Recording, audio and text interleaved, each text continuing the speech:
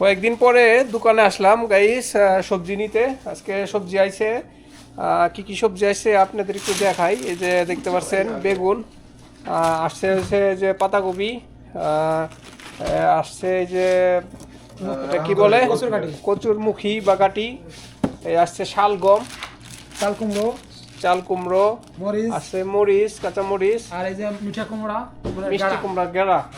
মিষ্টি তো কুমড়া। আমার সাথে আসছে আজকে যে আমাদের চাচা, কেরামত চাচা। টমেটো আছে। চাচা কি নিচ্ছেন আজকে? কলা নেবো আর কলা নেবেন?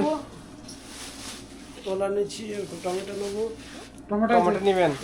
আসছে এই যে অচিন্ত দাদা, কলকাতা বাঙালি। অচিন্ত দাদা কি নিবে আজকে? এই কাঁচা মরিচ নেবো ভাই, কাঁচামরিচ, আর কি? আর এই শশা নেবো 500। শশা, আর কিছু না?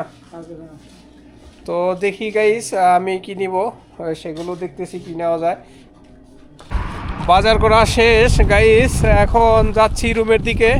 তো কি কি বাজার করলাম আজকে আপনাদের একটু দেখাই। এই অচিন্ত দাদা কি বাজার করছে প্রথমে একটু দেখাই। আমি শশা নিছি আধা কেজি, শসা? আর মরিচ নিছি 250 গ্রাম, মরিচ 250 গ্রাম। আর একটা লেবু আছে।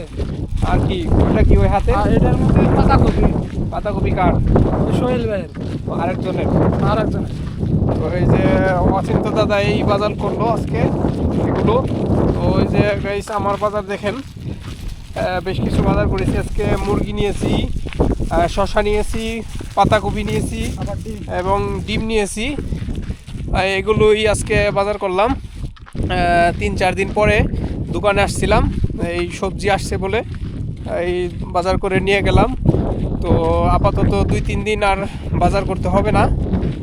এগুলো খাওয়ার পরে আবার পুনরায় বাজার আসতে হবে, আবার পুনরায় দোকানে আসতে হবে বাজার করতে। তো আশা করি ব্লগটি আপনাদের কাছে ভালো লেগেছে। সবাই ভালো থাকবেন, সুস্থ থাকবেন। আল্লাহ হাফেজ।